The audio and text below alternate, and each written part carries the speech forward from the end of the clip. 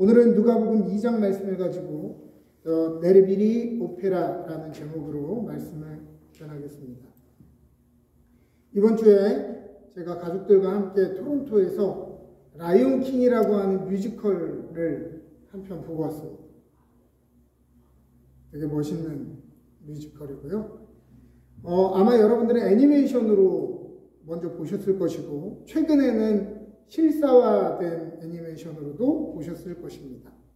내용도 아는 것이고 예전 작품인데 뭐하러 멀리까지 가서 비싼 돈을 들여서 이런 걸 보느냐 물어볼 수도 있을 것입니다. 저도 극이 시작되기 전까지는 반신반의했거든요.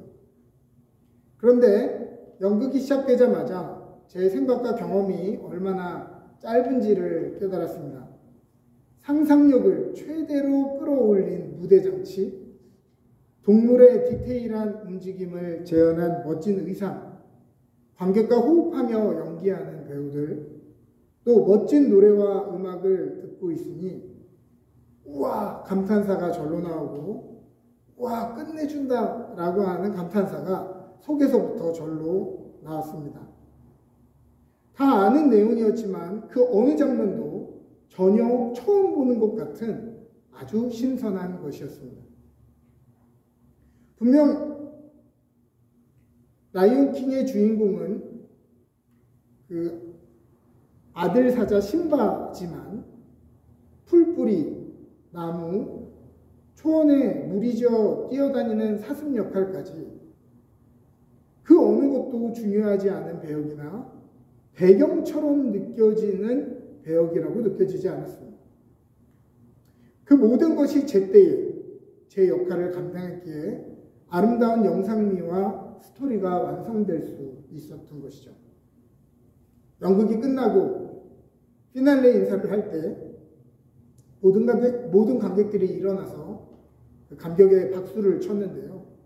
특정 배우에게 박수가 집중되지 않게 하고 싶은 마음으로 모든 배우를 향해서 정말 열심히 박수를 쳤습니다.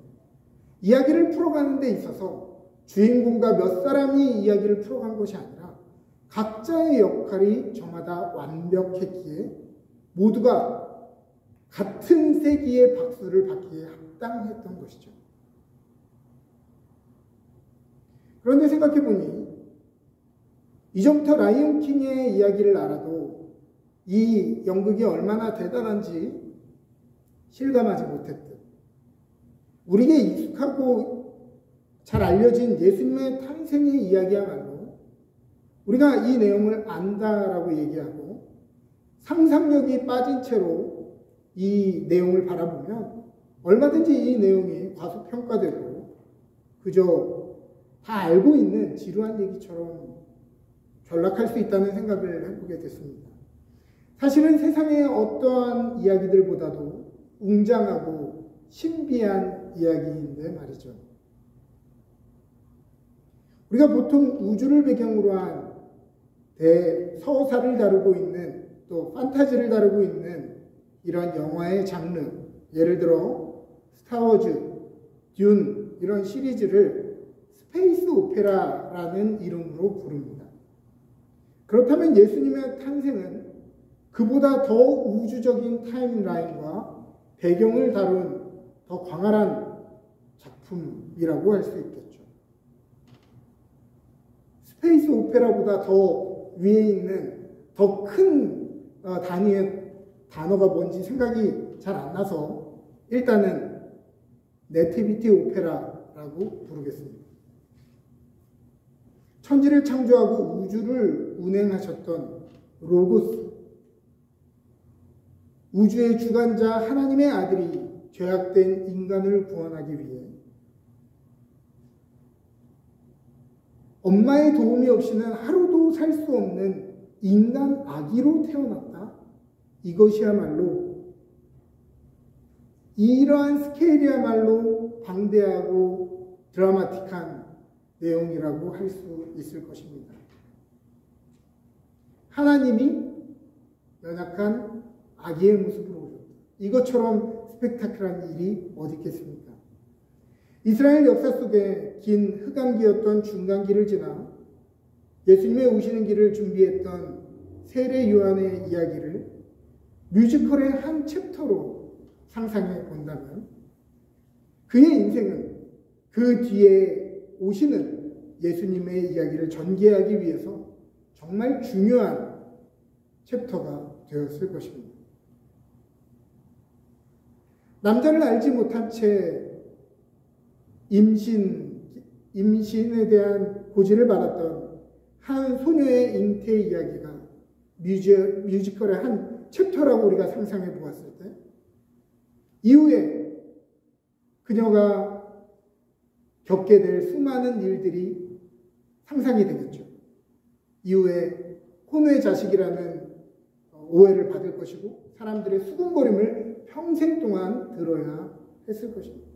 앞으로 예수님과 가족들이 겪을 고난들이 예상되어지면서 긴장감이 발생하는 아주 독특한 챕터가 됐겠죠.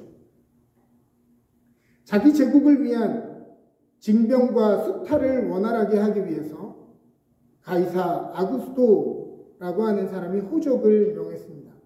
이 빌런적인 행동이 아이러니하게도 결국에는 베들레헴에서 메시아가 태어난다는 예언을 이루어지게 만들었다는 것은 하나님의 뜻이 얼마나 드라마틱하고 빈틈이 없고 통쾌한 것인지를 우리에게 보여주는 재미있는 대목이죠. 세상에서 가장 주목받고 존경받아야 할 예수님의 탄생이 사실은 모두에게 환영은커녕 거절을 당합니다. 가장 기본적인 출산의 환경도 갖추지 못한 누추한 곳에서 멸시와 무관심 속에 이루어졌다는 것을 우리가 뮤지컬의 한 챕터로 본다는 그것이 오늘 이 땅에서 배척되고 외롭고 이질감과 무관심 속에 살아가는 사람들에게 마음에 잔잔한 감동이 되겠죠. 유력하고 힘을 가진 사람들이 예수님의 탄생의 증인으로 초청받은 것이 아니라 그 지역에서 아무도 하기 싫은 야간 근무를 하며 양치던 외국인 노동자 혹은 하류 인생들을 천사가 예수님의 탄생의 증인으로 세웠던 것은 참으로 기이한 장면이겠죠. 우리가 살면서 오로라라고 하는 기이한 자연현상 하나만 봐도 정말 평생에 한 번 볼 기막힌 장면이었을 텐데 이 목자들은 뭘 봤냐면 하늘의 천사들이 노래하고 있다가 하늘의 군대가 갑자기 합쳐지면서 천군과 천사가 함께 웅장한 합창을 하는 것을 보게 된 것입니다.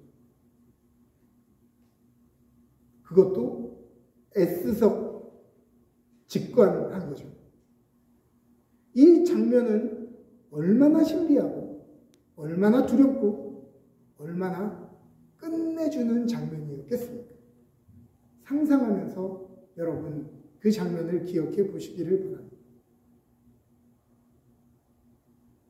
그리스도를 보기 전에는 죽지 않겠다는 약속을 받았던 한 사람 시므온이라는 할아버지가 있었죠. 이 사람은 다른 이야기가 등장하지 않습니다. 이 사람은 메시아가 올 때까지 메시아를 눈으로 볼 것이라고 하는 그 약속 하나로 매일 아침부터 저녁까지 성전에 나와 있었던 평생을 그렇게 살았던 사람입니다. 대단한 업적을 이룬 것도 아니고요. 대단한 유명한 사람도 아닙니다. 그러나 예수님의 탄생의 이야기에 이 시므온이라고 하는 사람의 이야기가 꼭 필요했던 것이죠. 또 결혼 후에 7년 차가 되어서 남편이 죽고 과부가 되어 그때부터 80이 넘게까지 성전에서 살았던 안나 선지자의 이야기도 그녀의 인생을 보면 뭐 특별한 거 있겠냐라고 할 수 있겠지만 그녀의 인생이 없이는 예수님의 이야기가 완성되지 않았을 것이라는 것입니다. 그들은 세상으로부터 환영받지 못하고 사랑받지 못했던 예수님을 단번에 알아봤고 마음을 다해서 허그하고 입맞추고 축복했고 사람들에게 그 예수님을 자랑하는 중요한 역할을 했기 때문입니다.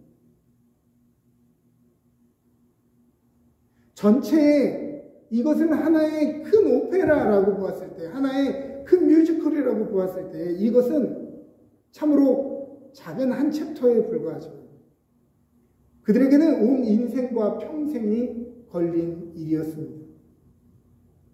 이 중에는 서로가 연결되고 아는 사람도 있었지만 대부분의 사람들은 서로가 서로를 알지 못하는 낯선 사람들이었고 또 어떤 이들은 도무지 저런 사람이 왜 있어야 하는지 이해되지 않는 빌런들도 있었으며 이들은 자신들의 전 삶이 이 전체적인 스토리 안에서 어떻게 사용되고 연결되는지 그들은 인식하지 못했을 것입니다.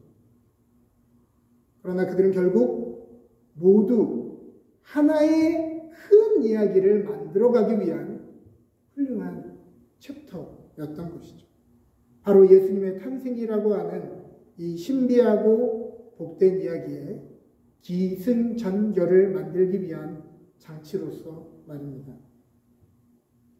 우리는 대강절 세 번째 주를 맞이하여 오신 주님과 오실 주님 사이를 살아가고 있다는 것을 기억해야 합니다. 역사는 히스토리라고 부르죠. 히스토리. 그분에 대한 이야기입니다.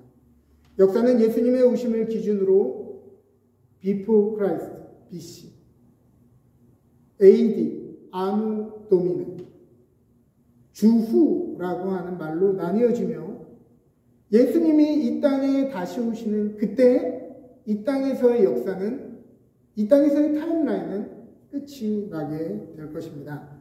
하루가 천년 같고 천년이 하루 같은 하나님의 큰 이야기 속에 우리는 얼마만큼 자리를 차지하고 있을까요? 쌀 한 톨만큼은 될까요? 아니, 점 하나? 아니, 먼지 한 톨만큼의 자리라도 우리의 인생이 그 하나님의 그 크신 그 이야기 안에서 그 먼지 하나만큼이라도 차지할 수 있겠냐는 말입니다. 얼마나 우리의 인생이 그 앞에 작은지.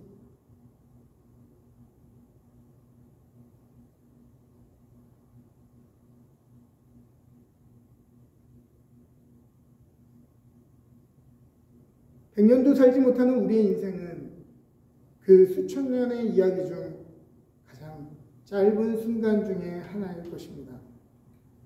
역사의 주인공이신 예수님의 구속 역사라는 타임라인 안에서 우리는 어떤 의미를 가진 존재들일까요? 우리는 역사라고 하는 이 타임라인 안에서 우리는 삶의 주인공도 아니고 역사의 주인공도 아니라는 것을 기억해야 합니다. 자기가 주인공인 줄 알며 살았던 모든 사람들도 다 죽어서 땅에 묻혀 있죠. 기억하십시오. 저와 여러분들의 삶의 이야기가 하나님께서 만들어 가시고자 하는 이 전체의 내용과 맞아 돌아가지 않으면 우리가 평생을 통해 이룩했고 쌓아왔던 그 모든 것이 의미 없는 것이 되어질 것이라는 것을 말합니다. 평생을 바쁘게 살았고 평생을 성실하게 애썼으며 아무리 자수성가에 성공 신화가 있고 재미있는 무용담으로 가득 찬 인생이라도 역사의 주인이신 그 주님의 전체 내용의 흐름에 맞지 않는 인생을 산다면 감독은 과감히 우리의 인생을 편집해 버릴 것입니다. 내용에 방해가 되기 때문이죠. 때로는 이야기를 완성시키기 위해 악역도 필요한데요. 여러분께 부탁드리기는 여러분들이 자처하여서 그 악역을 맡지는 마시기를 바랍니다.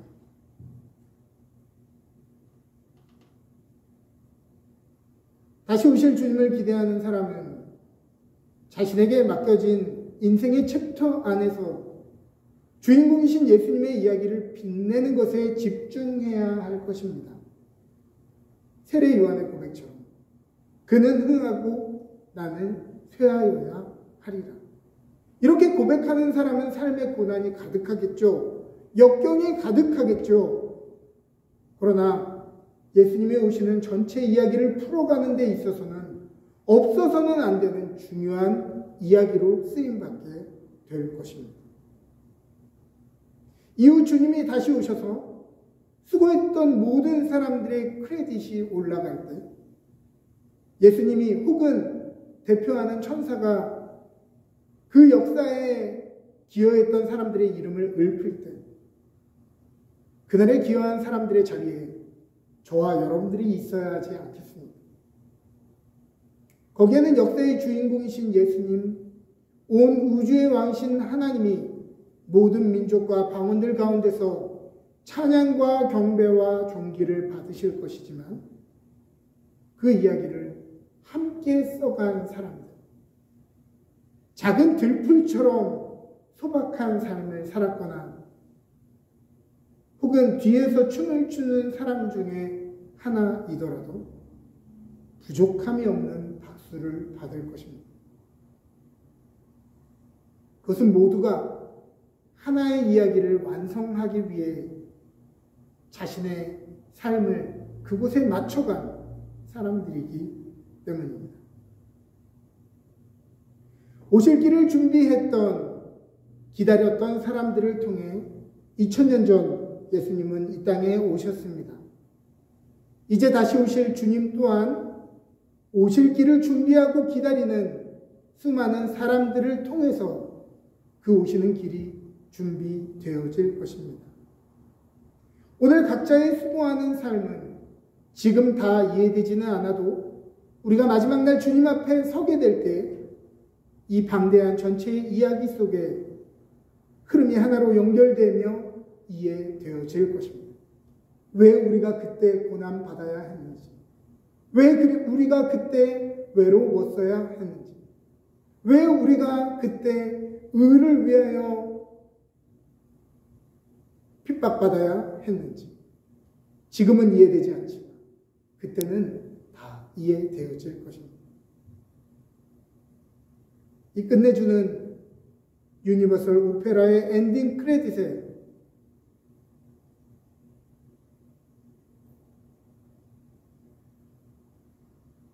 착하고 충성된 종이라고 불려지는 저와 여러분 됐으면 좋겠습니다.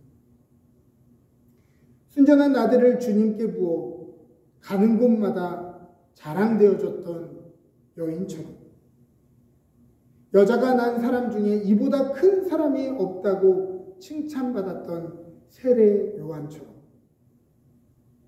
마지막 날 유혹과 박해 속에서도 이기는 자들이 받는 면류관을 받았던 교회들처럼 이 놀라운 하나의 구속 역사의 이 유니버설 오페라 속에 자신에게 맡겨진 시간과 삶을 성실히 살아내며 이 모든 이야기가 끝이 났을 때 하나님과 천사들의 박수갈채와 환호성을 받는 그런 멋있는 인생을 살았으면 좋겠습니다.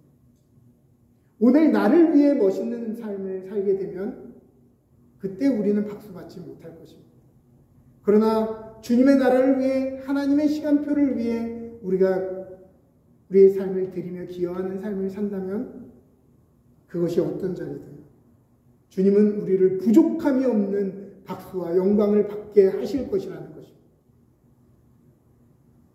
그 시간이 멀지 않았습니다. 사랑하는 여러분, 마음을 다잡고 다시 한번 여러분 삶의 주인공이었던 삶의 자리에서 내려와 역사의 주인공이신 주님을 우리의 마음에 모셔드리며 우리의 삶의 자리에서, 우리의 삶의 정황 속에서 그 예수님의 오시는 길을 순전한 마음으로 준비하는 저와 여러분 되시기를 주님의 이름으로 축복합니다. 이 시간 우리 함께 기도하기를